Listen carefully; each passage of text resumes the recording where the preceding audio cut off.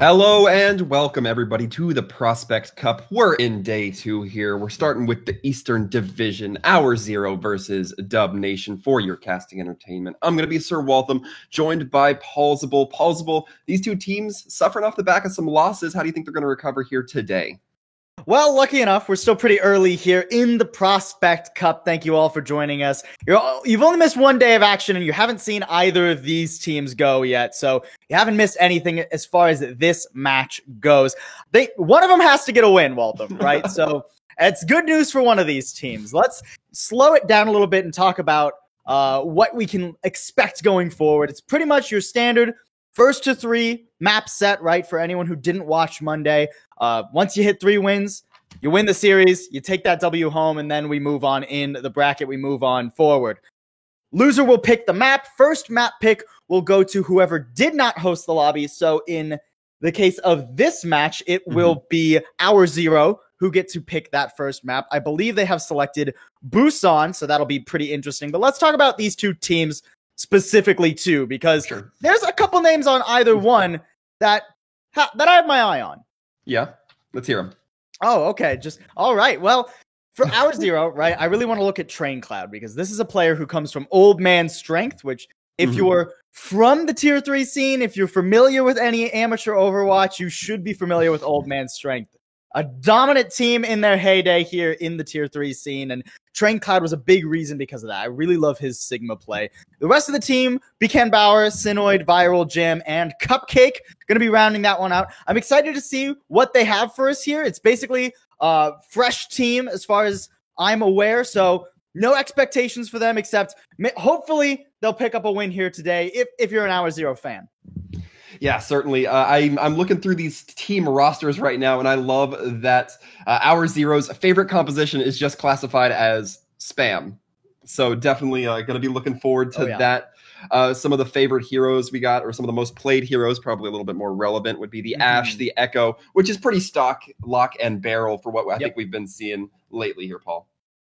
Yeah, no kidding. I mean, it is worth noting we are on a new patch. So Ashe got a 2-second nerf to her dynamite cooldown, so maybe we'll see a little bit less of her. Brig also getting some nerfs, although those are contentious at best. Some are saying it's actually a secret buff because she actually builds rally faster, but let's move on to Dub Nation now because they aren't going to be slackers either. We've got Traplock, Waleed, Soups, Quicks, Kaching, and Dub Nation the player. Is that correct? Yes, it is. Okay. That is not a person I was aware was playing. Okay, cool. So that will get incredibly confusing during this match. We'll have Dub Nation the player and Dub Nation the team.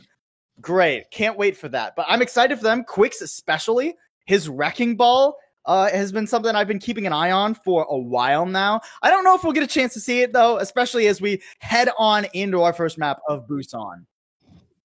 Yeah, of course, we're going to be starting here on Mecha Base as we do hop into game here. A little bit of time to really get things locked in here. And right off the bat, we're starting in Mecha Base. Paul, what do you think? What's going through your mind when you hear that map? Well, right now, considering where things are in the state of Overwatch, and considering it's a new patch, I'm mostly expecting the double shield, right? Be it how we see Hour Zero handling it in spawn with the Orisa Sigma, or how we see Dub Nation taking to it right now with the Orisa Reinhardt. Now, Orisa Reinhardt actually could get a little bit better this patch. It's not something we've seen run a lot recently because the Sigma's just superior, especially since Lucio's been kind of in a rough spot recently. But Lucio saw a lot of play yesterday during France Overwatch Community Cup, so I'm excited to see how this more aggressive style favors Dub Nation if it does whatsoever. They're going to have to play very forward, especially with things like a Junkrat, and it all comes down to how well Hour Zero are going to be able to kite this out. Right now, they're playing at range. From this position, it's going to be pretty dang difficult for Dub Nation to get where they want. Yeah, Sinoid on this Ashe, just trying to build up that ult charge, doing a pretty decent job here as well. Viral on this 12. You're going to be looking to zone things out just a little bit. Big halt coming out, but the Mortality Field brought out by Kaching. You can see the Torbjorn right here trying to get set up, and this is creating a little bit of a crossfire here for the side of Dub Nation, who do already have point possession, but they are taking a lot of damage. They're being brutalized and in fact have to back off here. Quick's getting away there allows them to come back in, though, with full resources. They can recontest this objective. Nobody's working up to ults yet, except for Keqing. He's going to have that amplification matrix. If you can stack as Dub Nation and get damage through it onto a key target, that's your win condition in the early stages of this fight. Yeah, we're gonna hear that that amplification window come out. Quick's brought dangerously low, needs to be kept alive. You don't want to lose this Reinhardt, this spearhead on this composition.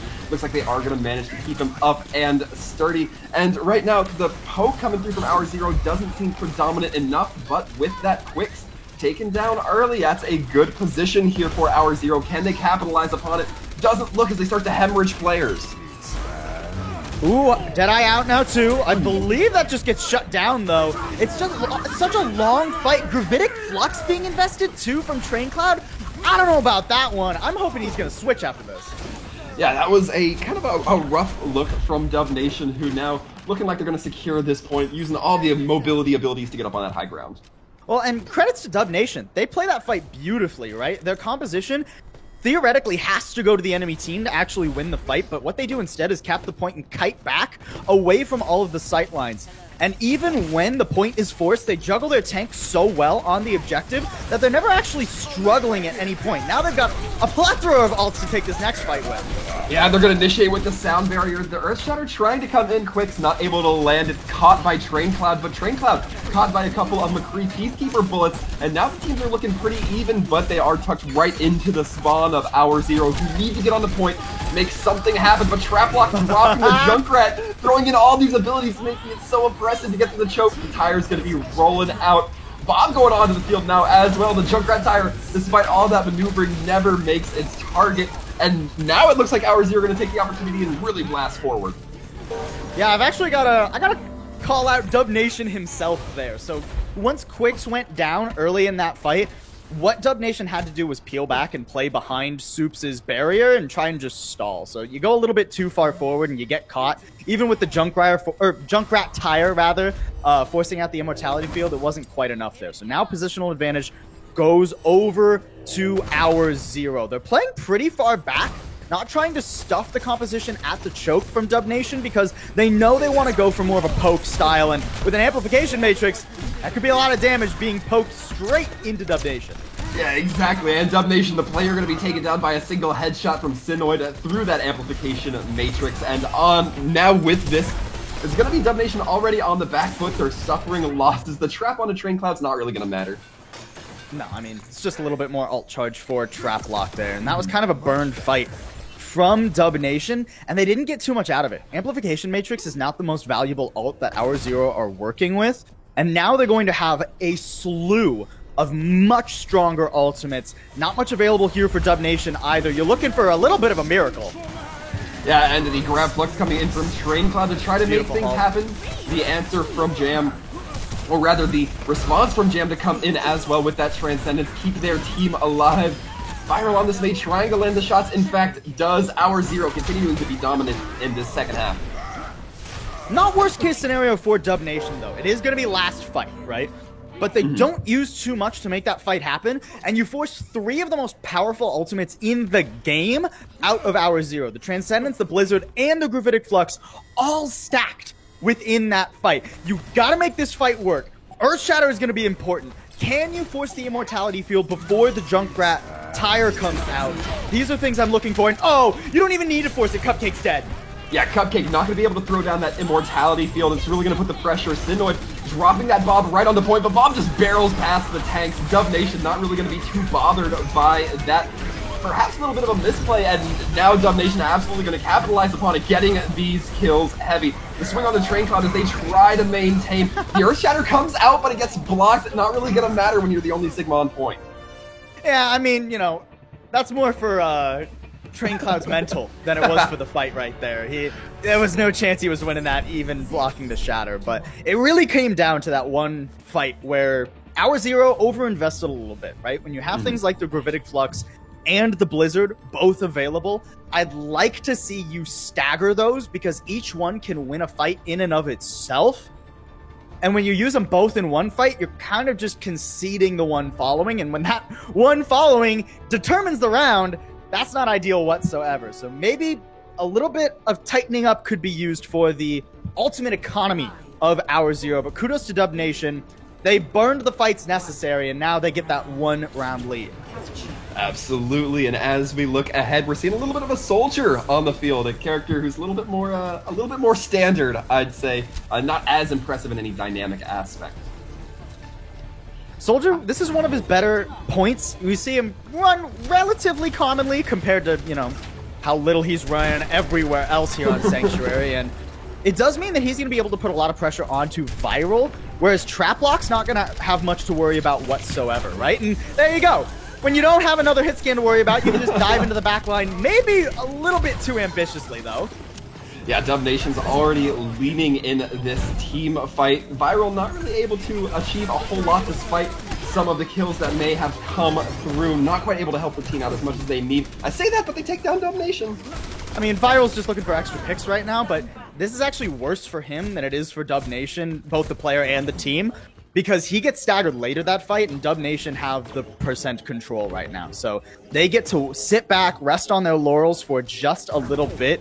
Not too much working up to ultimate economy-wise, other than, once again, Keqing racing toward that amplification matrix. The Minefield's more of just going to be a stalling tool than anything else, so you're still looking at the DPS and seeing what they can get done for both teams.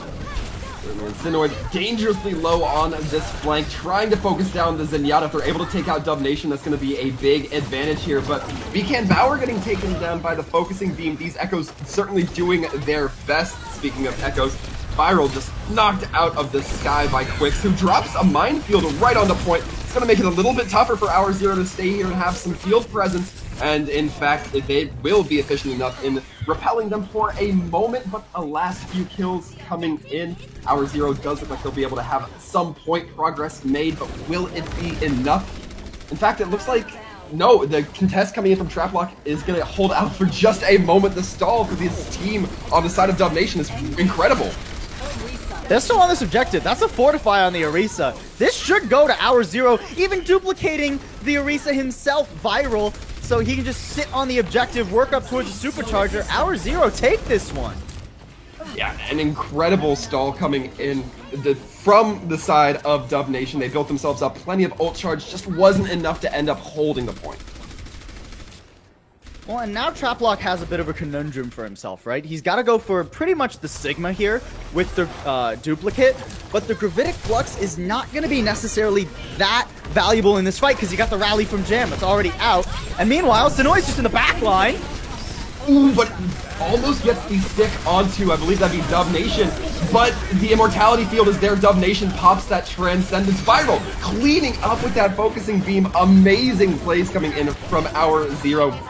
This team's coordination looks really strong in this side hallway, and the Wrecking Ball almost trying to get a turnover, but not going to quite happen.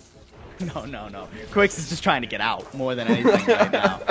And we've got some compositional swaps coming in now from Dub Nation, right? They're going over to the Brigitte themselves. Brigitte, despite the fact that you can't give the extra armor to your diving DPS anymore, still very good for these long-range DPS, especially like the Echo, right? And the burst potential is so strong. Jam just used his rally, by the way, already 30% of the way to the next one. This is what people are talking about when they say Brigitte is still probably pretty good. Yeah, we'll have to find out as Cupcake gets taken out of the fight a little bit early. That Brig getting dangerously low, able to be bailed out. However, the pressure keeps applying to Dub Nation, but they managed to weather the storm, and in fact, it's going to be Jam as the first Brig to fall.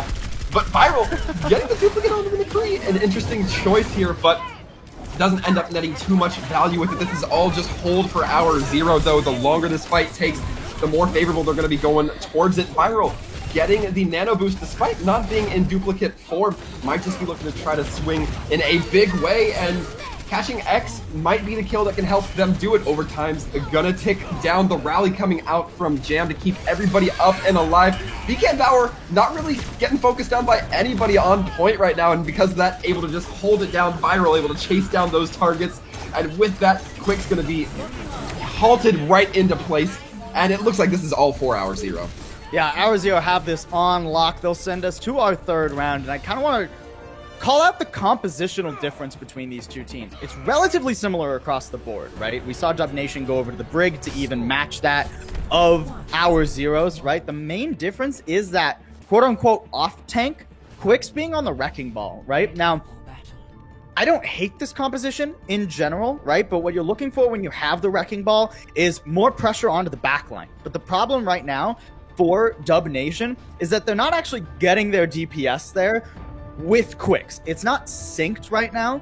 So all Quicks is doing is rolling around and tickling the enemy players, right? Whereas the entirety of Hour Zero is just front-loading their damage onto Soup's barrier, right? So that's so much pressure down onto Dub Nation. Now you can see Dub Nation, they're going to go for a wholesale swap, completely different composition, and one very well suited here to downtown. The Widowmaker has ridiculous control of sightlines here if you can get set up properly. Sin's going to match it though. Ooh. And gets an early pick off the back of Traplock floating in that midair, and now Sinoid gonna be jumped upon by the Winston. A good call once you've already started hemorrhaging players. But now Quicks is kind of in the back, has to use that jump to get back out, barely manages to stay alive, and Sin's done with it. They're going to take the kill back with this Hour Zero. A good possession on point so far. Both Widows down though, meaning that the sightline's a little bit freed up for this fight, and all the shots that Viral are landing, it's going to be healed up by catching onto Traplock. So the first flip is going to go over to Hour Zero, and a pretty slow fight, but pretty hectic as well. Well, and I gotta, somewhere Samito is shaking his head, right? That fight only happens because the Brig of Jam saves Sinoid with a ridiculous armor pack. Quick's overinvested. Now he's gonna have to dive in yet again, but what can you do right now if you're Quicks? Not a whole lot. Yeah, Sinoid continues to get these shots, looking for the Echo, gonna get it with the cleanup from Cupcake. Off the back of that, you have to love it, especially if you're a fan of Hour Zero. Yeah, I mean, Sinoid's not being challenged at all right now. And Quicks, I feel like he is a man on a mission right now, but he doesn't have the right tools to support him, right? The Zarya bubble is kind of what you need to bring, because the D.Va doesn't prevent the focusing beam from the Echo, right? And that's so much damage, whereas the Zarya bubble might. But the bubble's being popped so early, and Quicks is under such pressure. Now he's gonna have a nano. This is the fight Dub Nation need to win. Yeah, but he's still not putting any pressure on Sinoid as they manage to tear apart Traplock on that Echo.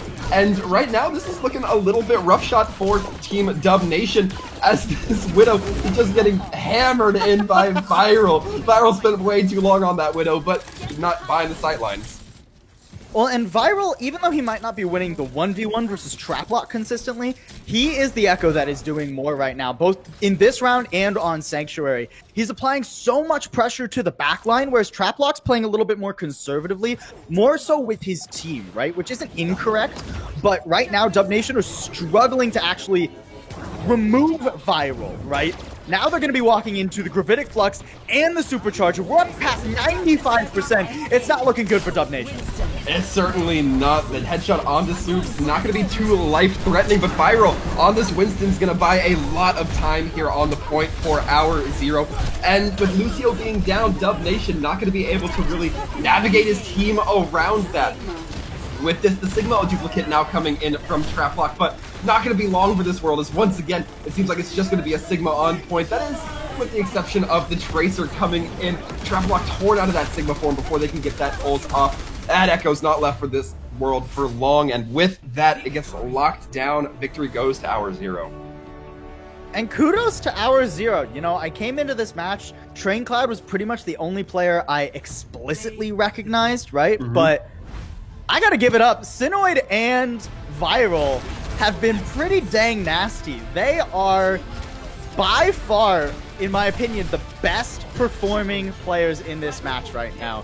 I mean, that's not really the highlight play, I would say, play of the game. Maybe, Bob gets most of the kills there. Shout out to Bob. But Viral and Sinoid right now are insane. They're applying so much pressure comparatively to the DPS on the other team and not having to deal with much of anything themselves, right? It's more of a slower tempo Dub Nation are playing at right now, and that gives kind of all the world of space to Hour Zero to play around with.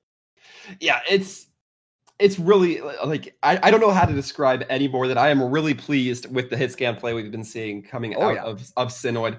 I think that's something Dub Nation is quickly going to have to learn how to deal with. as alluded to, as said. Mhm. Otherwise, I think it's going to be a rough set of games for you. And I want to give Dub Nation credit where credit is due, right? I think they definitely showed that they have compositions that they are comfortable with. I'm just not sure. Surprisingly, Dive is one of them. Which, with Quicks being on this team, is a little mind-blowing for me, considering how good his Wrecking Ball normally is, just mechanically. It just didn't seem like Dub Nation were playing around that idea proficiently at this point. I maybe want to see them bring us back to some of those rush compositions, right? You know, get the Lucio, get the Reinhardt in the mix. Bring the fight to Hour Zero, because when Hour Zero were getting ran upon, right? When they were actually having to deal with pressure coming out from Dub Nation aggressively rather than passively, they struggled a little bit, right? They didn't stick together as a team as well. We saw back on Mecha Base, right? There were isolated picks. They couldn't remove the tanks of Dub Nation as effectively. So Dub Nation, it's going to be their map pick now. I want to see them bring us somewhere like a King's Row or something where they can just pick Rein, pick Zarya maybe, and just full WM1 in Tower Zero. Yeah, it'd certainly be a little bit cathartic, especially on the side of Dub Nation. I do want to take it back to Busan for a quick second and just point out something that is very obvious, but I feel needs to be said. The third map of Busan did not feel like the first two maps, at least to me. Like, that was Sanctuary felt like a complete, or I'm sorry, not Sanctuary. Downtown felt like a complete whitewash in favor of Hour Zero. Dub Nation really just folded like lawn chairs there. And we look at the other two maps, there was a lot of back and forth there. There were team fights that were being won on both sides. And it only took Hour Zero a bit of time to figure out what might be their secret sauce. Well, and I feel like it's not even so much Hour Zero's secret sauce as it is Dub Nation's anti-sauce. Anti-sauce. Makes sense. They maybe get lost in it a little bit. Because I've not really ever been much of a fan of the Winston Zarya dive, right? And when I am a fan of the Winston Zarya dive, it's normally because there's a Doomfist thrown into the mix, right? So you're not actually bubbling the Winston. You're kind of going for these soft dives with your main tank and then trusting your Doomfist to get the full damage in, get the bubble. All of the charge goes onto the Zarya that way, right? You're not just like waiting it out because you have to try and pop the Doomfist. That's not really what Dub Nation went for, right? They went with, Widow and I believe it was Echo as their other DPS there. And then, they're never going to get the bubble. They're never really going to be diving in with Quicks. Quicks is on a solo mission with 200 extra health, and yeah, that's fine, but it's not really fine, right? 600 health still goes away very quickly, right? So now we're going to be moving on to Numbani. Yeah. Similar composition here from Hour Zero. Yeah. Seems like a tank swap from Dub Nation, though.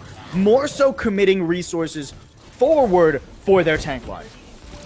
Yeah, I mean, certainly going to be looking that way. Soups and Quick's going to be on that Winston ball. So far, I've been fooled before, so we'll see if that if that sticks as they come out. It looks like that is going to be the case, and it's a little bit divier here, so it's going to be a rush in a different way than you might have expected, Paul. Yes, I love this composition. So this is the all-in, I want to kill you dive, right? You've got the Moira and the Lucio. Those have to go forward. They have to commit with the tanks. Traplock on this flank. They're looking for a pick onto the healers here. Yeah, not going to quite be finding it. Gets pulled out of the sky immediately by Sinoid. Sinoid, a beast on that hit scan, or on that hit scan roll, it seems. And right now stuck between a bunch of the opposing attackers, but it doesn't seem like they're really that bothered. Their tanks and supports providing the excellent cover that they need with this Hour Zero. Looks like they have a few numbers advantages. Cupcake does take the boop, no immortality field, but with the number of losses that Dub Nation are taking, you gotta think Hour Zero just has to. Yeah, and it just took too long, and it was too expensive to get that pick onto Cupcake, right? And the first fight, generally, right, when you have a Genji in the composition, you can kind of consider it more of a eco fight than anything else. You really want that Dragon Blade. That's going to be the primary resource that breaks Dub Nation through the subjective, but you're still looking for isolated picks like this. Yeah, they're certainly going to be going for the Baptiste here, but the Immortality Field comes out. The focus onto Cupcake is so hard right now. But the Brig going to be popping the rally, which provides a lot of dive prevention here, especially against that Winston, that Wrecking Ball, that little tick chip damage coming in. Hour Zero going to be looking so successful, going to be looking so successful as we get moving here. They're unfazed. I gotta give Hour Zero so much credit there. I thought Cupcake was done for, but it was all a bait. They put the Baptiste over there so that Cupcake could immortality field herself, and then by the time she was low and that was taken down, Jam had the rally at the ready, and there's no way you're eliminating Cupcake there, right? Beautiful play there from Hour Zero. They're gonna have to do it again, though. A slew of ultimates across the board. Waleed has to get value with this Dragon Blade if Dub Nation want to cap point A ever.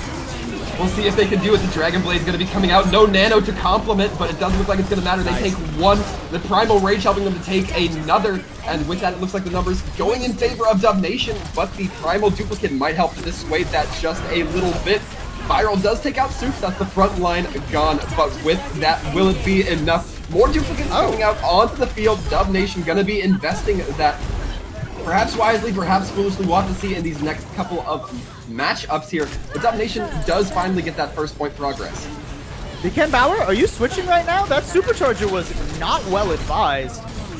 The winnable call came out, it seems, from Hour Zero, so where I just credited them, now I have to kind of put a little bit of a question mark on that. They'll get quicks here, but point A's gone over to Dub Nation. It was kind of an alt dump for Dub Nation in that fight, so they're not going to be working with a lot going forward here. Sound Barrier is going to give them a good chance to keep this cart moving. I'd like to see Hour Zero just kind of peel back away from the Sound Barrier, let it out, like let it run out once Dub Nation throws it onto the objective, and then come back with things like the Bob and the Amplification Matrix. Yeah, and of course we're seeing Train Cloud on that Hog. You have to think we're setting up for a whole Hog combo coming out here. Quicks getting focused down rather early, but that Sound Barrier finally lands. The Amplification Field coming out as well from Cupcake. But nobody's really up there to take advantage of the damage for it. Bob just providing a line of sight on the cart, making it very threatening. The hook onto Dub Nation does not land the left clicks as necessary. That primary damage. Objective's going to be secured so far for Hour Zero. Lucio's such a slippery little frog. He'll get away. But Dub Nation, once again, it comes down to a lead, right? He's got the Dragon Blade online. Jam nearly has that rally, but it's just not in time for this Dragon Blade. Yeah, Dragon Blade not going to be stopped quite yet, although the Immortality Field does come out. Dub Nation getting the kills, and Elite not even getting put on the kill feed for any of that. Not even an honorable mention as you go along. Does finally get the kill on the Viral, and the card's going to move for Dub. Look, Dragon Blade and Coalescence, it's a lot of damage. It doesn't matter who's getting the final blows there, right? Not quite as flashy for Waleed's highlight reel, but point B will go over to Dub Nation, and that's what they really care about. This next fight's going to be pretty difficult for them. They're going to be walking into a rally, as well as probably a Supercharger, and the defensive positioning for Hour Zero on this third point is extremely in their favor. Trap Lock, I'm looking at him. Can you play this slow enough to where you get a Riptire of value? You're gonna have to find out. Soups diving in with that Primal, immediately buying that card a lot of exit space, but Sinoid not letting them get away. They thought for a moment, ended up saying no, son, and with that Hour Zero now on the dominant foot, it's gonna be the crush onto the Moira from catching as Hour Zero manages to hold the tunnel. Yeah, so my question was, can you play slow enough? They instantly dived in. I wasn't even finishing my sentence, so that answered that question pretty decently. Now they're going to be walking into a Supercharger 2. They didn't, Hour Zero rather, didn't even have to use that fight, so Dub Nation, you're probably going to have to answer 1-for-1 on that, or actually with that early of a Supercharger, Dub Nation, just wait it out. As long as you don't lose anybody here, you're fine. Traplock's in a beautiful position, and Cupcake is swapped off to the Moira a couple fights ago, so now there's no Immortality Field denying that value, but, okay, I mean, I guess Viral can just get the elimination. That works too, I guess. Just Viral things as Quick's going to be going in with the Wrecking Ball, setting up a field of landmines, but a lot of ultimates now being pulled out of Hour Zero as well. The whole Hog as well as the Coalescence. And again, the just back off from Dub Nation has to be admired here, but not going to be backed up enough for Soups. The Riptire coming in lands on 3. That's going to be Traplock claiming it up a little bit as Dub Nation now might have some momentum moving forward. They just need to clear these tanks out. But that Hog can be pretty lethal, especially with an Ori backing him up. Hog and Ori both fall. Dub Nation makes some progress. Alright, we've been talking about the Riptire for 3 fights. Traplock finally gets the necessary value out of it. Now we gotta look forward to what's probably going to be last-ish fight here on Numbani. These teams have been playing pretty quick, so maybe there'll be 2 more here. Both Deadeyes available. Yeah, and the It Echo comes down to who gets the value. And I'm looking at the amplification matrix still available for Keqing. Can power up Waleed unless, once again, the person who had an ult online just immediately dies. I'm talking about them. Oh, and Sinnoh gets trapped by the junk trap. Thrown in from Trap Lock. I guess that's why they call him that. But Trap Lock in a very uncomfortable position. That's going to be a little bit of stagger. And now we're down to about 45 seconds, right? And that was a pretty inexpensive fight for Hour Zero. They only used the Deadeye to make that one happen, and they're working up towards pretty much every other ultimate available. No shortage for Dub Nation, though. It's a very colorful fight coming forward. I'm looking at Superchargers and seeing who gets the one of better value. The Hamburger's already down, so there you go. And Olin, yeah, going to be using the High Noon with the amplification field to get 2. And with this, Dub Nation cleans up this fight rather quickly. Can the recontest come in, though?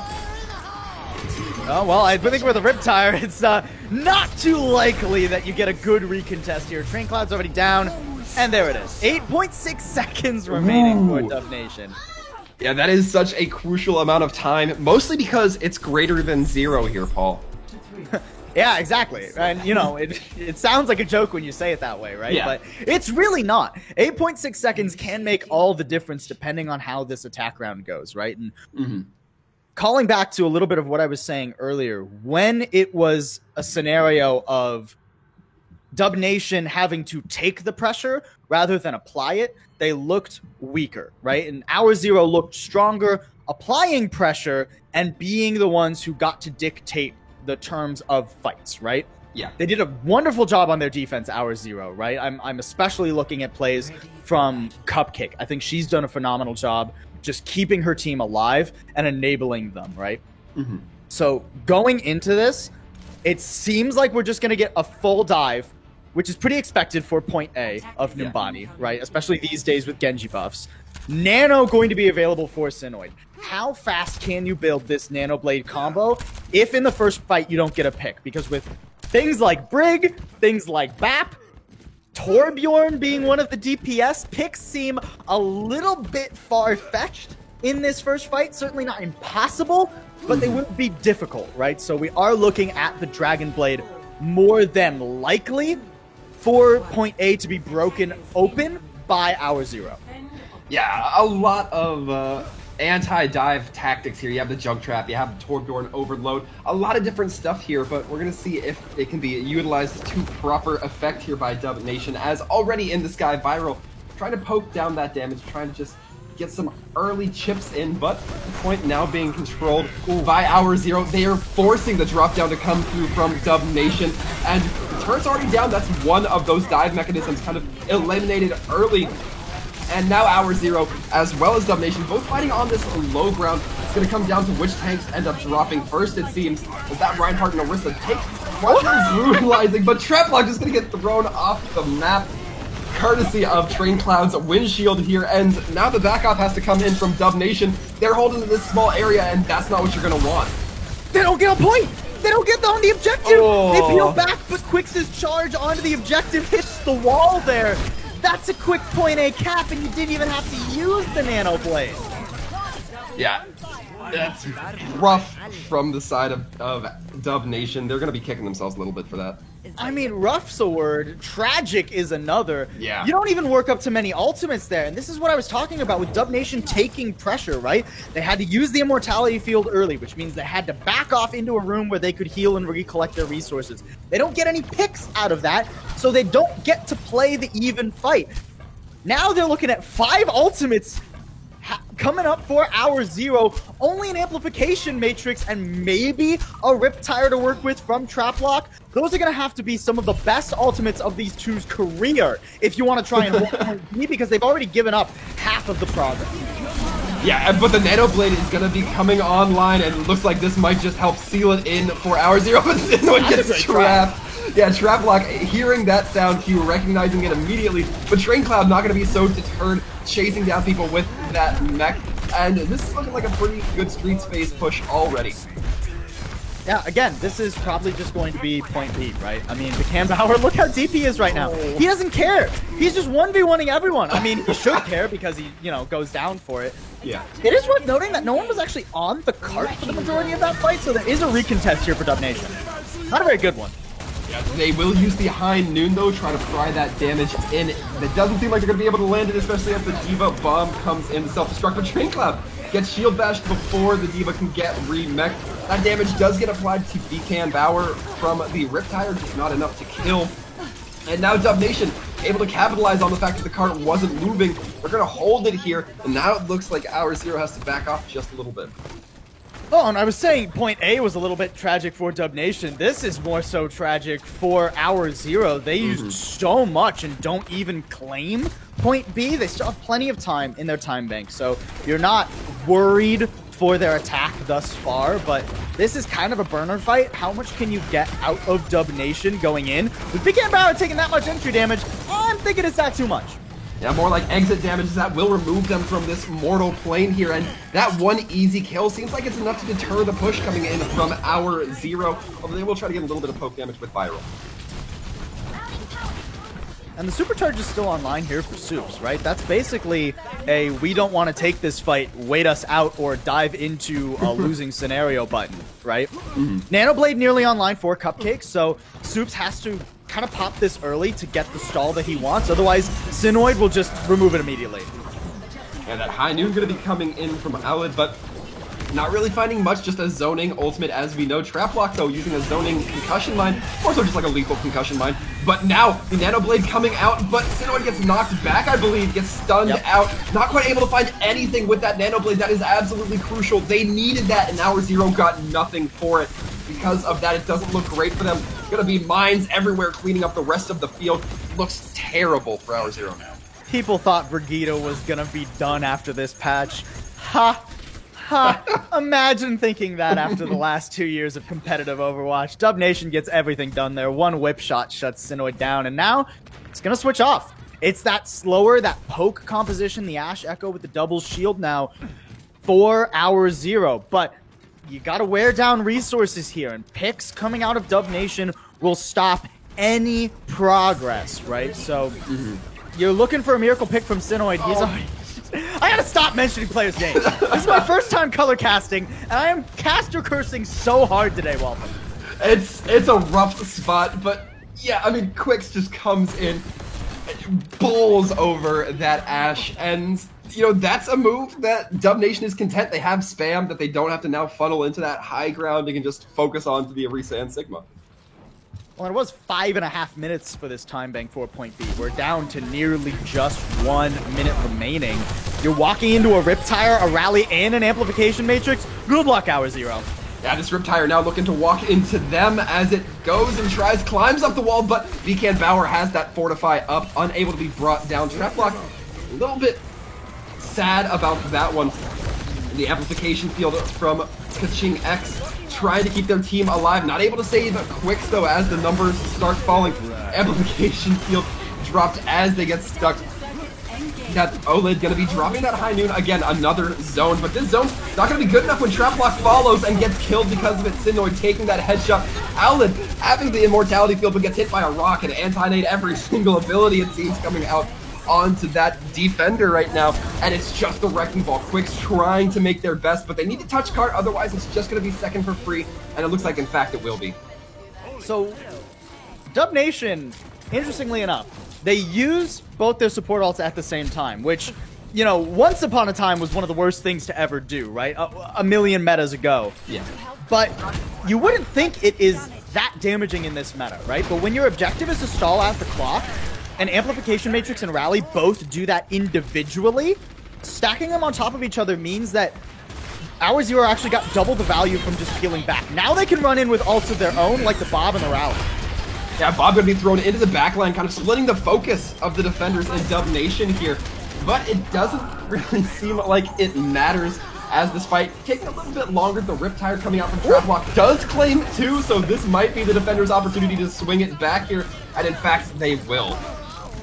And only 1 minute remaining, right? You only got a minute 30 if you're Hour Zero after you capped point C. So you got pretty much one last fight to make this work. It's going to have to be the Halt Gravitic Flux combo coming out from Train Cloud and Beacon Bauer. I'm looking at that tank synergy. Quix is in a very interesting position. He's just distracting Sinoid right now, who's sort of taking the bait. Sinoid needs to be forward, dealing damage to the defenders, and right now, he's just dealing with Quix, who isn't much of a threat. Yeah, especially knowing that Bob just came online means that he's not going to be available too soon, but Dub Nation taking down Cupcake is going to halter this attack even more, and they need to get somebody on the point, only about 20 seconds. The halt coming out from Beacon means it's not going to be there for the Grav Flux if they're trying to combo those abilities. Well, and the Gravitic Flux is hardly going to do anything anymore. You still have Immortality Field and potentially a Transcendence to counteract it. You're going to be just fine if you're Dub Nation as long as you get value out of those. Yeah, and it looks like they just might here. Kills going back and forth, leaning a little bit more favored towards the defenders as they do have that quick respawn. Oh, they're going to be taking down that Echo out of the sky, and they can't seem to lock down Quix on this Wrecking Ball. Just completely ignored as the Zenyatta Transcendence tries to come in and save, but a Sleep Dart onto that Mercury ensures that High Noon is no more. But with this, the defenders come in almost all at once. You love to see that team synergy that needs to come through for the defenders to really get team advantage. But now Bob's going to be rushing onto the field. Sinoid throwing it back there, cleaning up, and nobody was on card to contest. Oh, no. Oh, no. You know what it is. You know what it is, Paul. We're not gonna say it. We'll leave chat. We'll leave chat with it. We're not gonna say it. 8-second time differential, right? Yeah. And again, I'm sorry, Dub Nation. Both the player and the team. I feel like I cursed them a little. I said get value out of the Transcendence, and Dub Nation immediately died. Right? I need to figure out a way how to like say it without saying it, but. Let's go on. Let's move forward here. Because going into our time bank rounds now, 0 Hour have to be feeling good.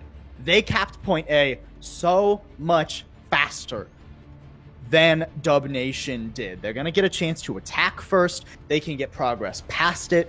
Dub Nation has to clean up their defense this time around. And it's going to be a swap of the tanks for them. They're not going to go with the Reinhardt anymore. They're just going to double shield it out. Traplock's still on the Junkrat. You know, I wonder if that's why he's called Traplock, because he insta-locks Junkrat, which has the trap with it. I have to imagine that's what it is. Yeah, there could be no other explanation.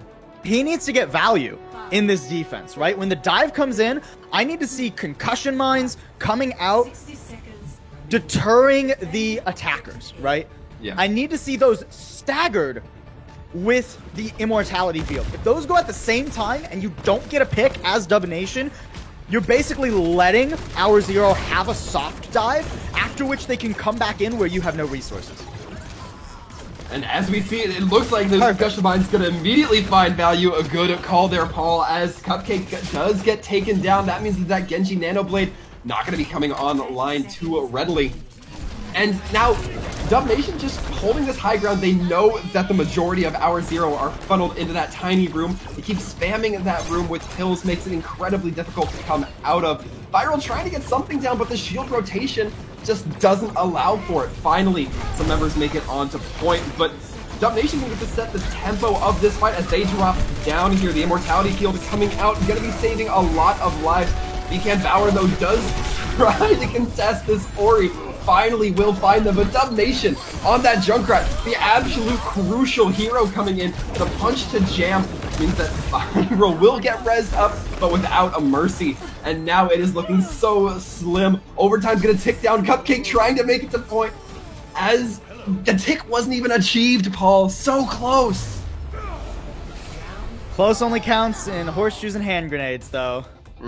Not going to be the case there for Hour Zero. They'll have to walk away with 0 themselves. And that's one of the risks that you kind of run when you are in Time Bank. You only have 1 minute remaining, and you pick the Genji, right? Because the Genji, outside of a miracle pick, is not going to find anything. Outside of a mistake from your opponent is not going to find anything without his Dragon Blade. And when Cupcake goes down, Sinoid has to play further back. Can't even build up toward that Dragon Blade because you're dealing with only one healer who has to now pull overtime, right? Ready for battle.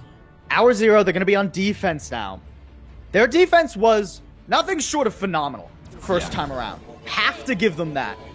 I believe even set plays came in, right? With Cupcake holding on the other side. Cupcake this time, she's going to be on the Ana, not the Baptiste. You lose the immortality field there, but you gain the biotic grenade. I need to see value out of that for Cupcake. If she can find a nice biotic grenade when the tanks of Dub Nation dive in, that ruins the attack right there. Basically guarantees Numbani ends in a draw. Yeah, it can be absolutely crippling if that's going to be the case here. We'll see as these gates open up if Dub Nation can find this value. As you said, Ana going to be really crucial here.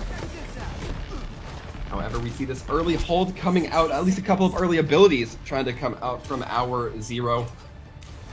And not really finding too much, maybe just a little bit changing the pathing ever so slightly. But Quicks in the back trying to disrupt Viral a little bit, and that may have some opportunity here. Cupcake kind of getting stuck up on, and Quicks rolls right into the entirety of the team.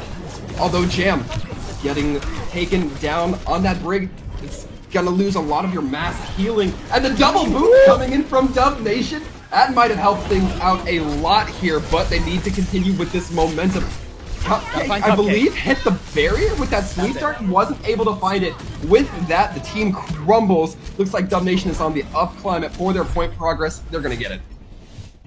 Oh man, that fight was all over the place. Yeah. I was worried at the beginning of that fight. I'm not gonna lie. When Quicks found Cupcake pretty much alone, and then went in by himself and didn't have other players diving Cupcake, I thought that was a crucial mistake. But I believe this is the play. Let's see it happen. Pixel perfect on that boost. Yeah, that was a lot more impactful than you thought, because not only did the boop kill go through, but it took like 3 seconds of hang time, where I believe it was the Ashe and the Sigma just were trying to recover, were trying to use their abilities to get back, but they couldn't. So they were taken out of the fight even earlier than it showed up in the kill feed. Absolutely crucial they were coming in from Lucio. And we couldn't quite tell, but I'm really intrigued by like when Sinoid might have used the coach gun, right? Because in that scenario, theoretically, if it's not on cooldown, you can get back up without too much problem, right? But it might have been on cooldown. Maybe it just flubbed the angle on it. We'll have to just ponder that one for a while. But Dub Nation, they get their much needed W. Yes. And they tie us up in this series, right? And that was more so what I wanted to see out of Dub Nation, right? When we talk about how that map went in general, I felt on the defense, because it wasn't control, right? Because you got to play this more structured style on Hybrid, they managed to actually find that pace on their defense to stall Hour Zero out long enough. They had a couple flubs, not gonna lie. Yeah. But it was far superior to when they were trying to hold earlier on control rounds, when they were getting pressured by Hour Zero and just basically collapsing, right? So good work from Dub Nation. They deserve to tie us up 1-1. Yeah. Now I'm gonna lead you into a question here. Okay, go for it. Do you think that so that looks pretty good from Dub Nation?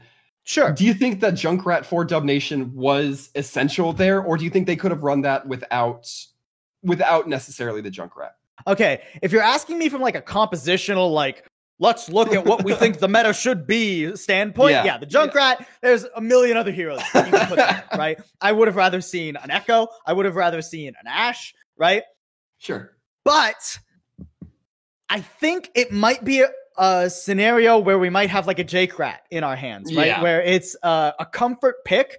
And I can't say that I didn't like the Junkrat, right? I can't say, oh, Traplock, switch off to something else, right? You know, I was waiting for it too, believe me, when I saw a Junkrat come out onto the field, right? In 2020, of all things, you're going to choose Junkrat.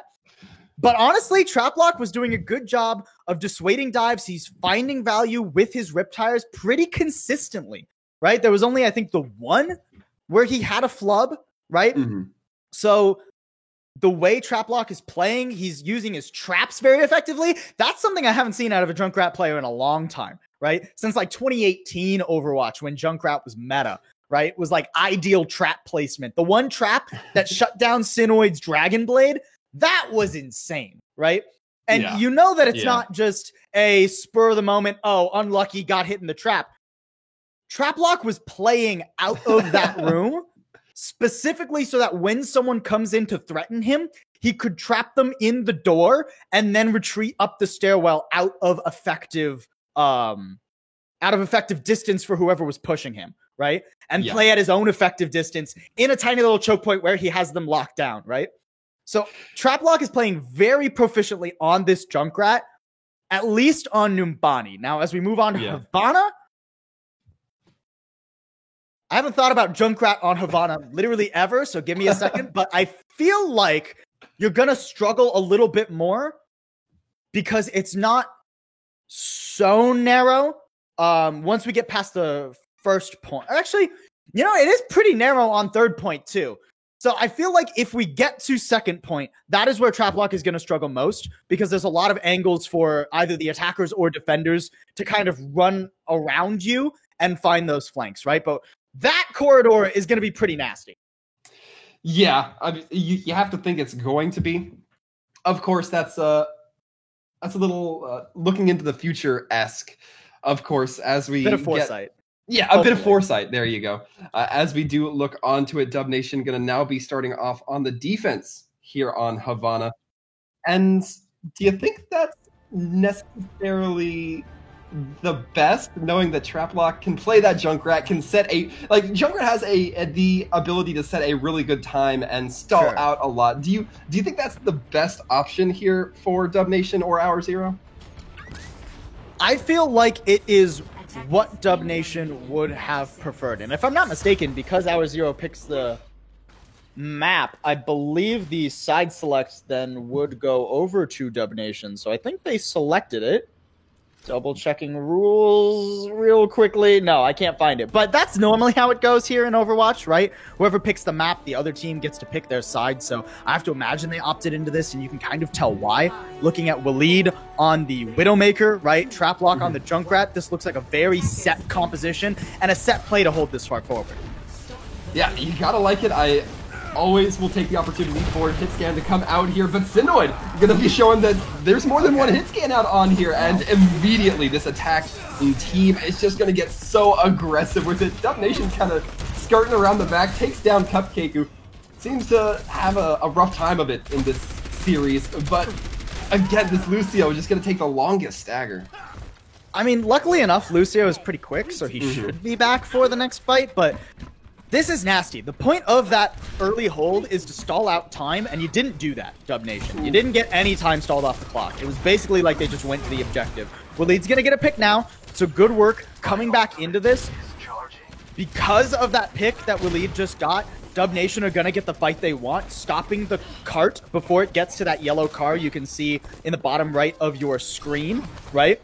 That means they're gonna get 3 fights out of this, right? And Dub Nation actually switching over to the Zenyatta now. So now you're looking at the Bap Zen for both teams. This is kind of what people theorized would be the composition as we look at this Widow 1v1. Okay, Waleed's just going to back off for a second, check his corner. Oh, but he's going to get jumped on.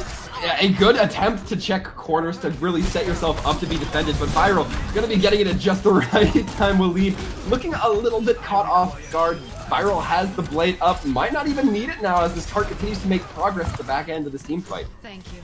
And that, to me, the teamwork there from Sinoid and Viral echoes what we saw in map number 1, right? Sinoid applies the long-range pressure so that the DPS and the tanks have to worry about him, and Viral just goes in and gets all the damage, gets all the kills, and tears apart the enemy team. Now he's just going in with the Dragon Blade.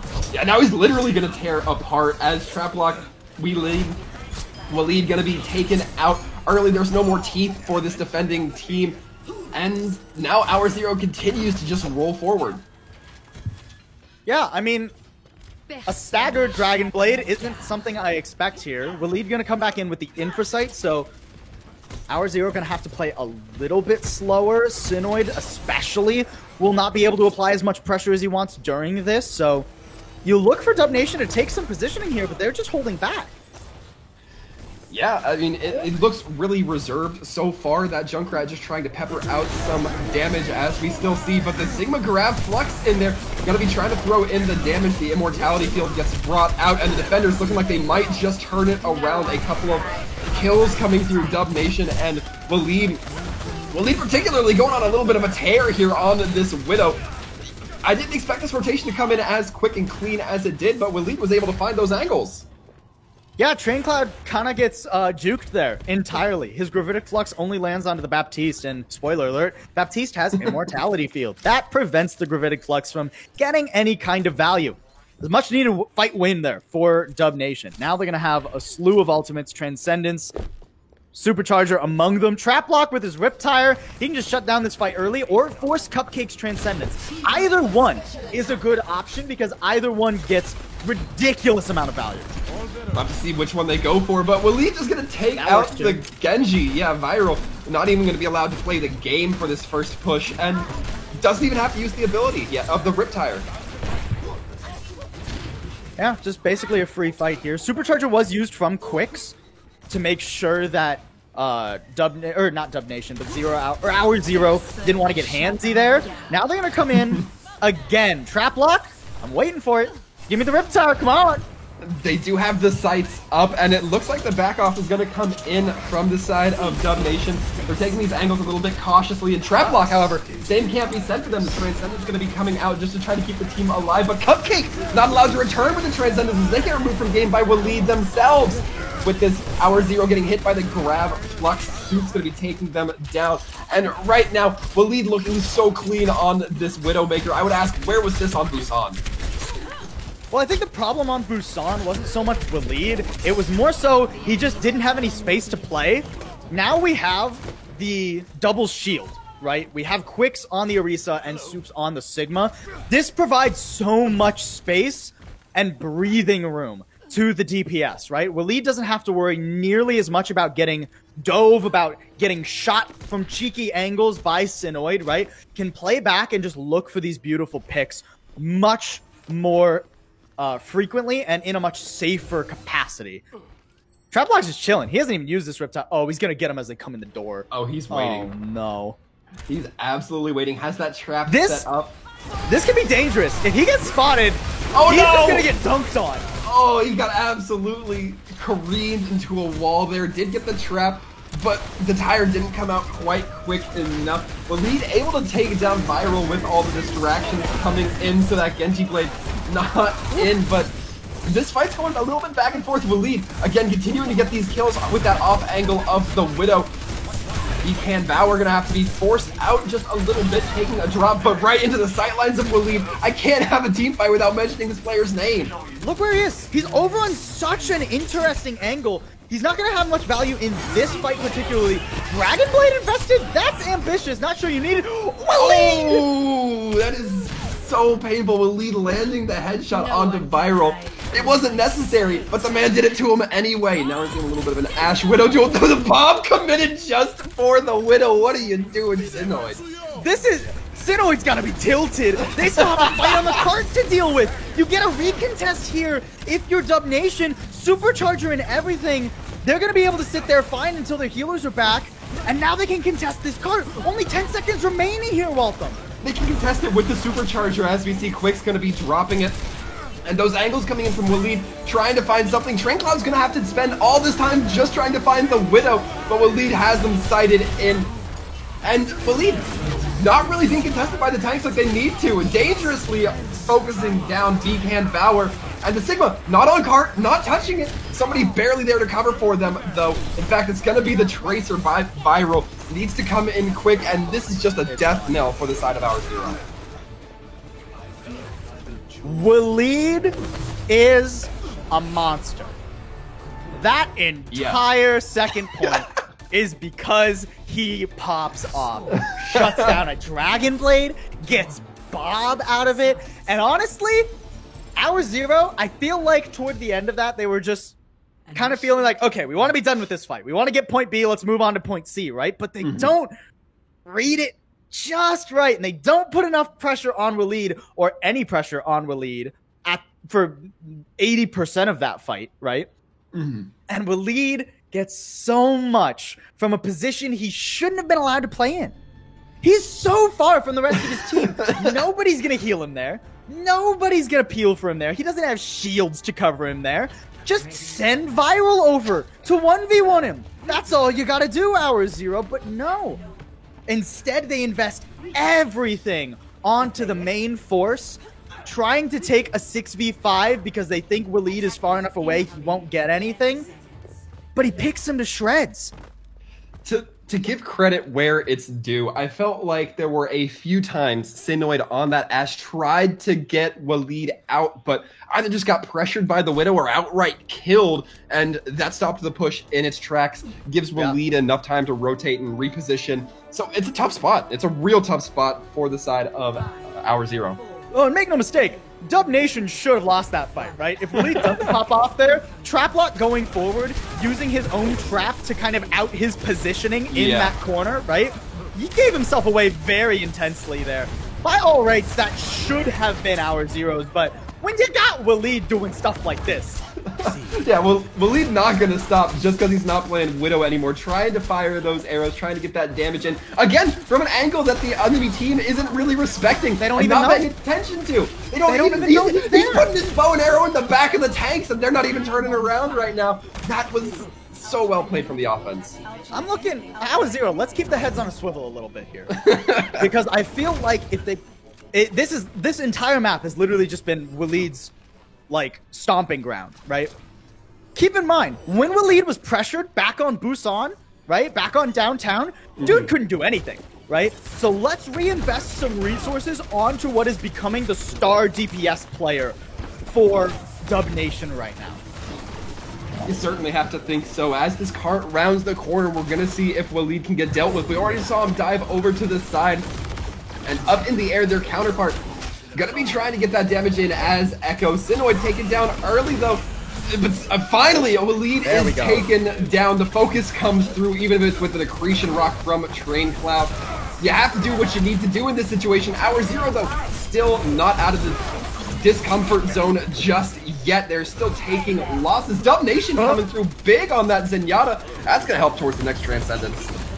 Okay, so credit to Train Cloud, right? He does apply pressure to Waleed. And that fight goes a little bit better than the first one did for Hour Zero.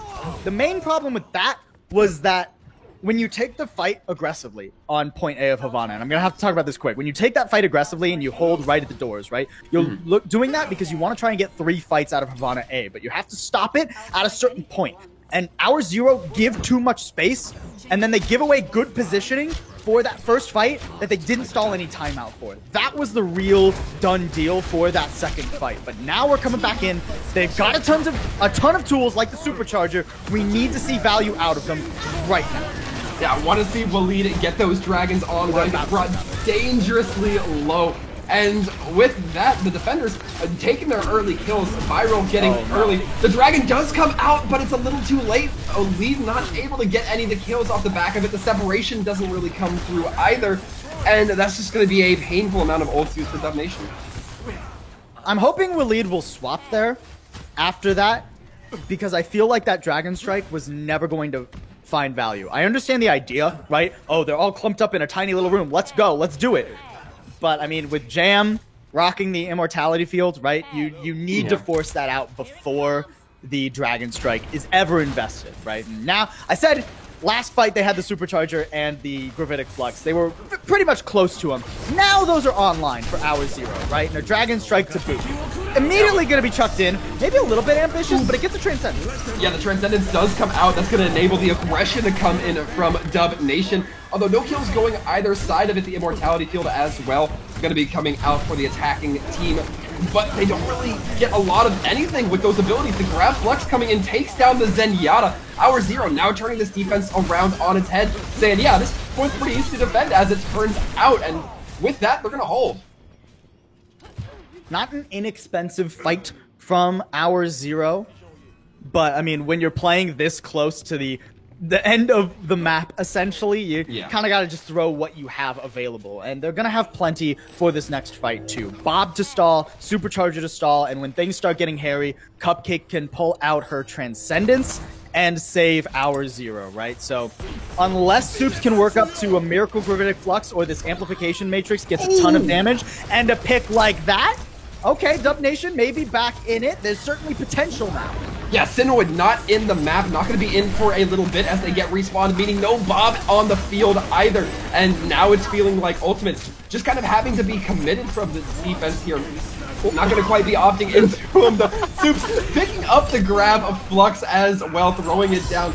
Dub Nation on that Zen as well. Trap Lock on the Zen. The rare Zen duplicate may have been a misfire there, but Soups taking it to them on this Sigma, not able to defend Trap Lock though. And with that now, this fight's going back and forth, but this tiny area is just being held down by our Zero. Dub Nation trying to push into it and just get absolutely creamed until Waleed takes those headshots.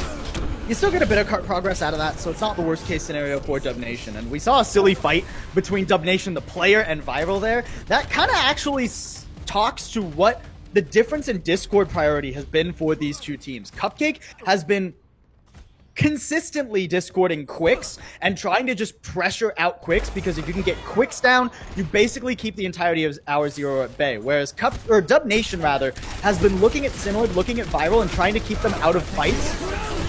Because if you don't have damage, that allows you to walk in. Yeah, the Dragon's gonna be coming out. Gonna be forcing out the Immort field from Kaching X, and the defenders, it doesn't really matter that there's an Immort field on the field. They're just gonna clean up. Only 45 seconds remaining. Amplification Matrix easily cleans up Dub Nation in that fight. Now with Dub Nation actually getting that late reset, sure, he's gonna have the Transcendence for the next fight.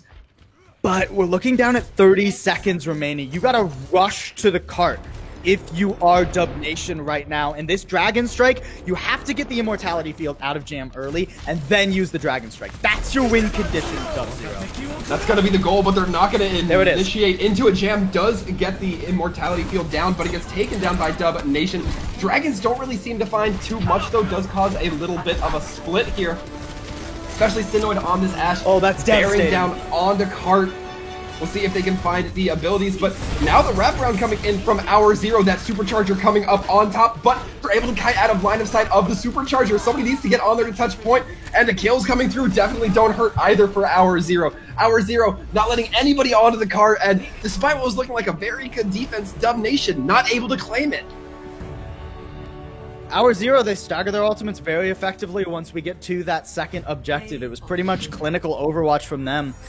And just a couple picks. I mean, Dub Nation get the play of the game, sure, but him getting picked at the end there while he still had Transcendence available was the nail in the coffin for this map, for Dub Nation. Despite their excellent defense, despite Waleed popping off on their defense and a bit on their offense, it just wasn't enough. And when you're playing on the offense, it's much more difficult to give that space to your DPS, right? So Waleed was not given the initial map advantage that came with defense and struggled to find the same kind of angles, the same kind of flanks that were gifted over to him when Dub Nation were defending. So now we look at the 2-1 lead.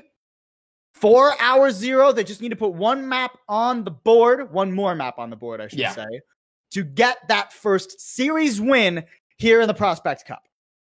Yeah, and it's quickly becoming aware to me that I might have one of my favorite snipers in this game to watch. So far, Waleed, I think I've just been seeing great value, but I wanna continue here, Paul. Do you think that once they hit that distillery portion of Havana, do you think Waleed needed to stay on that Hanzo, or could they maybe have tried the same maneuvers, considering that Waleed's positioning was basically free on their defense for that Widow angle? So I like the Hanzo there, right? Especially since the Storm Arrow has been buffed. You get a lot of shield pressure out of that. The pick potential is very real with the Hanzo. I certainly think it beats trying to attack with the Widowmaker in that scenario, right? Because Widowmaker, it's similar pick potential, right, on the attack, but you struggle with mobility, right? The jump cooldown for Hanzo is so much lower than the grappling hook. for the Widowmaker, right? So you can reposition more effectively on the attack for Waleed. I think the Hanzo pick is fine. What I would have liked to have seen was more of that back and forth debating when it came to Dub Nation using the Dragon Strike into Hour Zero, because it felt like every single time they had the Dragon Strike available, it was just immediately chucked at Hour Zero. The second they wanted to enter, Jam just threw down the Immortality Field, and Dub Nation don't get picks or space from that, right?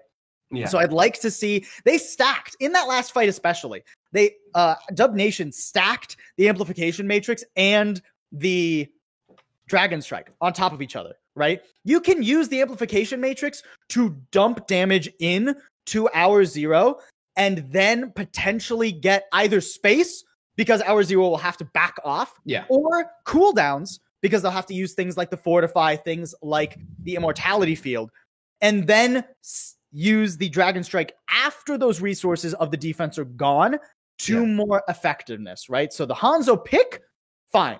I think it could be optimized in how it was played. Yeah, it certainly seemed like that. I also take a little bit of issue with the Dragon Strikes that were coming out. They just, I don't know, it seemed like the mechanics from Waleed were real good. Yes. Real enjoyable to watch. But I don't know whether it's a team coordination issue or just Waleed getting too excited, or what the actual situation is. But it just didn't look well when it came to the grander picture of interactions between, player and opponent. But that being said, we do have that our next map is going to be Temple of Anubis, which is not the worst sniper map when it comes to the assault game. No, and I'm actually really excited, because what I've been wanting to see, we haven't gotten to see like a true sniper 1v1. We got like hints of it throughout the maps, right? Like we got a little bit on Havana A, but not really, because Vival went around and dealt with him. We got a little bit of it back on Busan downtown, but not really, because once again, Vival was just in the back line pressuring Waleed, right? So I think this map will maybe lend itself a little bit more to the true like sniper 1v1s, but only if Dub Nation can actually cover their flanks and shut down Viral, right? Because anytime there has been a sniper 1v1, Viral on the attack or on control has been putting so much pressure onto Waleed, right? And I'd like to, if Hour Zero want to take this, I think they got to keep that up, right? They have to keep Waleed in the back seat and not allow him to have agency over this map. If Dub Nation want to take this, they have to protect Waleed. Yeah, I would agree. But you bring up Viral here, and Viral was playing Echo for a large portion of that. Now here, if Echo's going to get into the sky, then it puts them a little more vulnerability towards that Widowmaker, or towards that sniper, I guess it would be more appropriate for me to say. Is that still a viable strategy, given how small this initial choke is here for Anubis?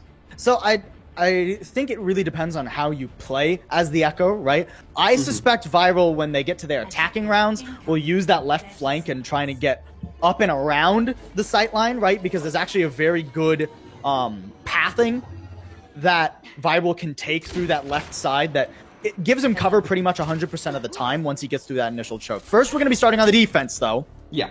So where Viral pokes his head out is a little bit more limited, but you do get the initial cover of the map too. So Waleed is going to struggle a bit to find angles when we start this out. That Dynamite's not going to find anything. Yeah, no. Not quite. And Dub Nation not going to quite find anything out of spawn either, as they have to use that Guardian Angel to quickly get back with their team.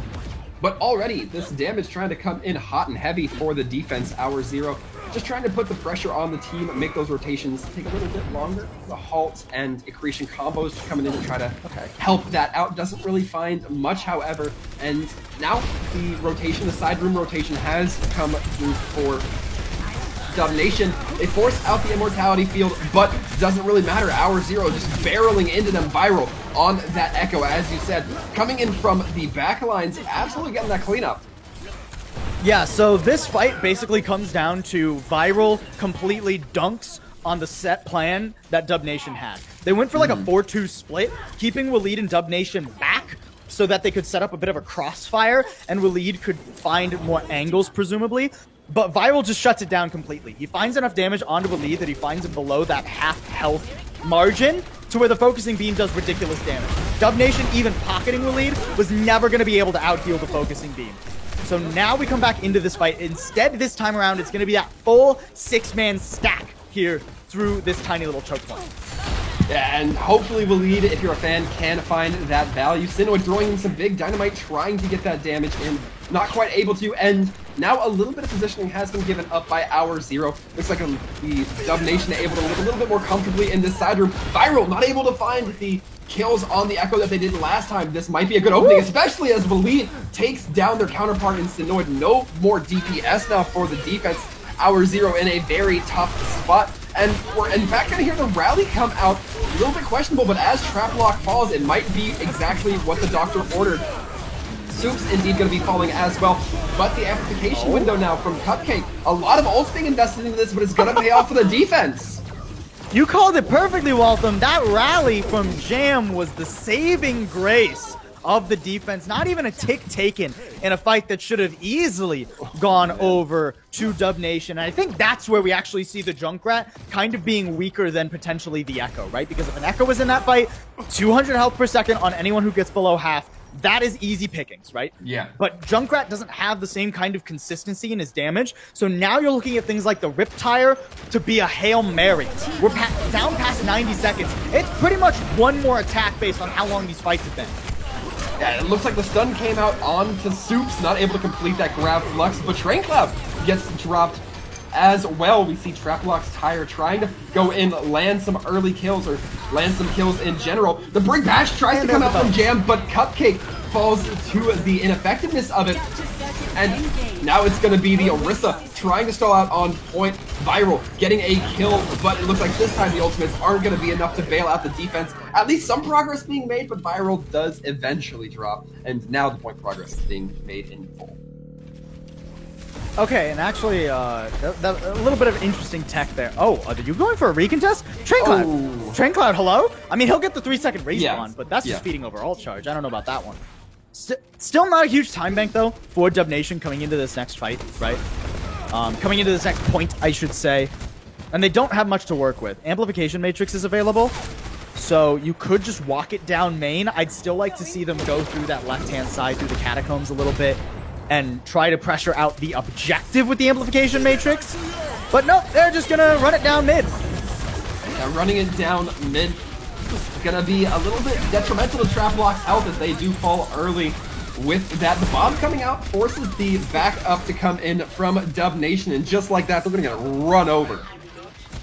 Yeah, so the main problem I have with that run it down mid kind of strategy is there are so many angles that the defenders can play from, and so many ways that they can get around you and avoid the value of your Amplification Matrix, right? If you go for a more disciplined rotation through the left, sure, it takes you a little bit more time, but A, you can work up a bit more ult charge, and B, you can use the Amplification Matrix to get control of the objective rather than just get to the objective, right? So now Cupcake is going to have an Amplification Matrix of her own to just stall out the defenders, maybe even get a pick with it.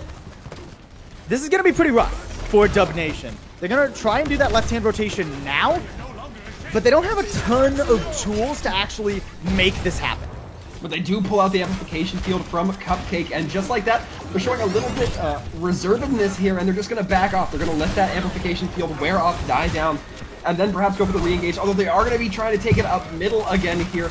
Perhaps not the best, not quite able to find those shots with Waleed. As you need that Ashe to be finding those headshots, and now it's going to be Soups trying to make a game change here by using the grab flux, throwing it in, but there's not really a whole lot of follow-up that can be had from Dub Nation. In fact, the healing comes through quick, and now it's looking like kills are starting to lean in favor of Hour Zero. In fact, that is going to be them, and even if the side of Dub Nation pulls forward a few kills, the respawn advantage is going to be too quick. And Dub Nation just look a little bit indecisive right now. I'm not going to lie. They're kind of just waiting around looking for a pick. It seems like when Traplock is unable to just start fights out with the Riptire, Dub Nation rather, are struggling to make rotations happen. They're just kind of dancing around the center of the map, and hoping that Waleed or Traplock will find something of value. But that's not the best way to enable your DPS. I'd like to see them actually move forward and be a bit more aggressive. Certainly have to agree. Viral going to be having this duplicate online. They may be able to copy something like a Sigma. Perhaps the Junkrat if they want to get those quick kills, but speaking of quick kills, they're not even going to need the duplicate coming through here, as now the entire attacking team going to be wrapped up in that small room, trying to figure out if they want to stay or go, but they're going to be forcefully ejected instead. And shout out to Cupcake, man. Dub Nation, they weren't expecting another amplification matrix. It's a fast charging ult, but the charge to which Cupcake was able to get that online. 2 fights in a row there for the Baptiste of Hour Zero, and now they have a smorgasbord almost of ultimates to defend with. Only 10 seconds remain. Quix is going to run to the point as the Wrecking Ball, but unless Traplock can actually find something with this Riptire, with Waleed down, there's not much hope. Yeah, Train Cloud takes out the tire. There's not much they can do. Dub Nation has to make it the point with that Zenyatta Transcendence, and it does not look long here for Dub Nation. We're going to get the first cap, but it's not going to last for much longer than that. Jam cleaning up Traplock before they can get there, and just like that, only 1 point given up to Dub Nation. And now just 1 point and 33% for Hour Zero to put this series to bed and claim their first win here in the Prospect Cup. Initiating match. To be fair, defense was always going to be better on this map for Dub Nation because of the compositions they like to play. And Temple of Anubis is one of, if not the best Junkrat maps in Overwatch entirely, right? Because on point A, you have to run through a choke point, probably 2, maybe even 3, depending on where you decide to rotate, right? Yeah. And that is Junkrat's playground. Traplock is going to be the player that needs to be shut down here, and Waleed is still no slouch, right? Actually going to be switching over to the Echo, not on a hit scan this time around for Waleed. I'm not sure how I feel about that. I don't believe we've seen Waleed's Echo thus far. Tracking is certainly very important for Echo with the focusing beam, right? So I don't think Waleed will struggle on this pick, but it's certainly very different from the Ashes and the Widowmakers that we've seen Waleed excel on. Yeah, and we're also going to have to keep an eye out for Waleed against Sinoid on this Widow. If they end up rolling out with it, they may just try to get that early pick coming out here with the grapple shot, as the composition does leave, but it looks like Sinoid going to be getting quite a bit out of spawn, may not just be going for that early shot. In fact, we'll be trying to find those picks, and they should know that shots coming through big. Vcan Bauer taken down, and already it's not looking great for the attackers on their first push here. But Dubs Nation doesn't have that Sigma shield, and the section off on the Train Cloud could potentially be brutal, but they have that personal shield. So what this composition from Hour Zero wants to do is enable a soft dive in from Vcan Bauer to try and bait out some utilities and resources. But Vcan Bauer gets the bubble and he just gets popped. I believe it was the halt from Quix that shut him down and trapped him on that balcony. He's gonna go again, this time with the defense matrix. A little bit better peel unless he gets below half. Yeah, and as soon as you say that, Vcan Bauer gonna get burned down so aggressively. Train Cloud able to get out of there. But this Junkrat has just so much potential to stall out these fights and mitigate that dive coming through. It's no surprise these tanks are struggling. And we don't have many flankers here. Viral is the only person who can potentially go for a flank and apply pressure outside of just forward-facing damage coming in from Hour Zero, right? You need to split the focus of a Junkrat to make it so that he doesn't he doesn't have as much efficiency, right? This Nano doesn't accomplish as much as you were probably looking for. At least Waleed will go down, but you trade 1 for 1. Yeah, 1 for 1 may not be enough here for the attackers. As that kill does start to come through, it starts to look more and more favorable for Dub Nation. Trying to tear down that Winston shield. Vcan not going to be able to survive, and now the remaining members are stuck in a little bit of a tough spot that Mercy has to push through the Junkrat. Not going to be long for this world, Jam. Jam's going to be seeing that in his nightmares later. Yeah. Going to be seeing this Riptire in the next fight, though, and that's going to be nasty. Thus far, Hour Zero have not demonstrated that they can split the focus of the Junkrat, that they can jump on to the most damaging member of the defending composition. And now there's so much to keep Traplock alive too. Transcendence available, Gravitic Flux to deal damage, Supercharger to delay. This is going to be a rough one. Yeah, and we're going to hear that tire come out. What's it going to find? It finds two! It finds Jam and Beacon Bauer, who tried to use that Primal Rage to get away and into safety, instead just walked into a bunch of flaming rubber. And with that, Traplock does fall, but it looks like Domination has enough to maintain their stability for the time being, allow that Junkrat to get back. That is until they see the Echo flanking around. With Synoids, they might be trying to get the DPS to go around on the back lines. Supercharger is gonna be dropped, seeing if something can happen. Domination just trying to buy a little bit of sustain here, and it looks like it succeeded. It's Domination gonna be able to manage and really get this damage in. Viral. I was hoping he was going to be able to cut off the spawn there from Traplock, but now he's kind of just stuck behind the majority of Dub Nation, and now he's taken down. That's brutal. Gonna have to wait for him to come back. Synoids swaps over to the Genji, so now we're looking at a full frontal dive, coming in from our Zero. Expect Cupcake to just nano Beacon Bauer because you don't have time to build this Dragon Blade from Synoid. You really do not. Beacon has to get more nano boost with this. Doesn't seem to quite land the jump. Again, so difficult to land that jump with Winston. Gonna be getting the nano now, however. Tries to jump onto the Zenyatta, does find Dub Nation. That is a crucial kill here. That Discord Orb not gonna be allowing that damage to come through in spades. Waleed does find one with the D.Va copy, but it's not gonna quite be enough now as our Zero is finally punctured through and gotten some progress onto the first point, but they're not gonna have a lot of time to run it through seconds. And you can see just how much a tiny compositional change makes the difference. Synoid on the Genji is able to get into the back so much more effectively than playing any kind of desperate hit scan. We still do have a contest here. Traplock's down on the objective, but he's getting focused away, and once he's gone, Quix will just stall. Yeah, Quix just trying to buy some sort of time, and buying quite a bit, but it doesn't look like the rest of the team's going to be there to back them up. With that now, quite a few ultimates coming into this next fight, Paul. And reminder, this is a fight Dub Nation have to win. They have to draw on Temple of Anubis now. No chance to win this map anymore. You just have to extend the series. This Dragon Blade from Synoid could and should be the end, as long as Synoid can find the value. Immortality Field from Keqing is the most important cooldown available. Yeah, the D.Va Bomb coming out just zones out the supports just a little bit. Keqing's gonna have to back off.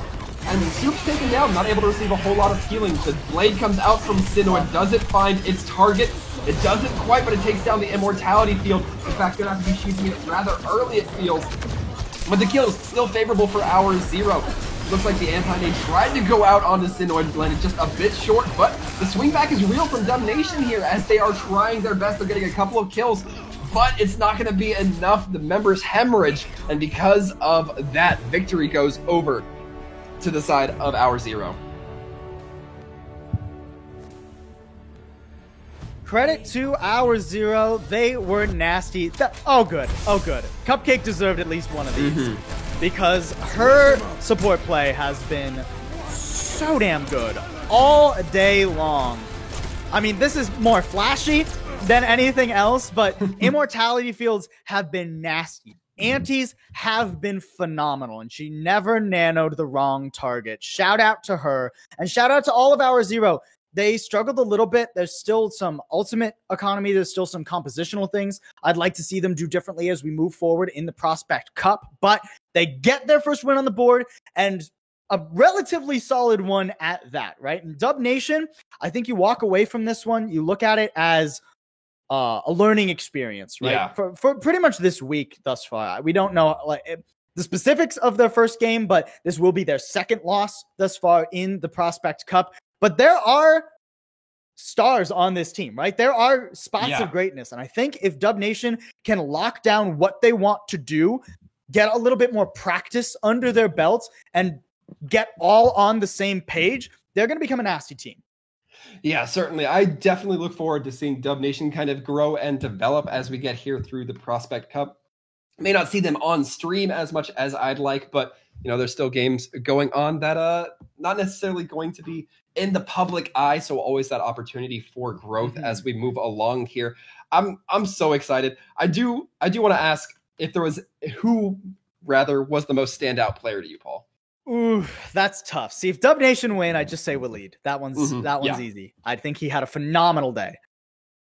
But our Zero, everyone on that team impressed me at some point or another. My initial instincts want to say either Cupcake or Sinoid, right? Yeah. Because I feel like, but I could say Viral too. No, Viral had some funky moments. You know what? Yeah. Viral, I think you're great, but we're gonna take you out of the running for player of this game just because you had some funky moments, especially with Dragon Blades. But Sinoid, I feel, was very flexible, surprisingly so. And the hit scan proficiency of Sinoid was good. But honestly, I think I'm gonna give it to Cupcake. I'm gonna give it to her. I think honestly, there was never a time in this match where I went, Cupcake, what are you doing? And I think she was probably the only player on both teams that just played solid, reliable gameplay all day long. So I would give it to her. I agree with your nomination. There is one time I was thinking, like, what's going on here with Cupcake? And that was on Numbani, where Cupcake laid down to be that potential sacrificial lamb just to bait in the tanks. It was all a bait, right? Yeah, no, absolutely. But in the moment, you have to wonder, like, sure, the casters can get just as fooled as the opposing team. And, I mean, that shows team cohesion, team coordination. And like you said, it felt like a set play that was definitely run and practiced a few times. Well, and if it wasn't a set play, then it was just great momentary awareness, right, from our Zero. So either way, kudos to them. They come out with the win, and it is well-deserved. Yeah, absolutely. And as we get going here, we are going to be heading into our next match in just a little bit. We're going to be popping into the Western Division now, Havoc versus Vanquish. But we're going to be taking a little bit of a break, folks. So be sure and stick around. You won't want to miss this next match.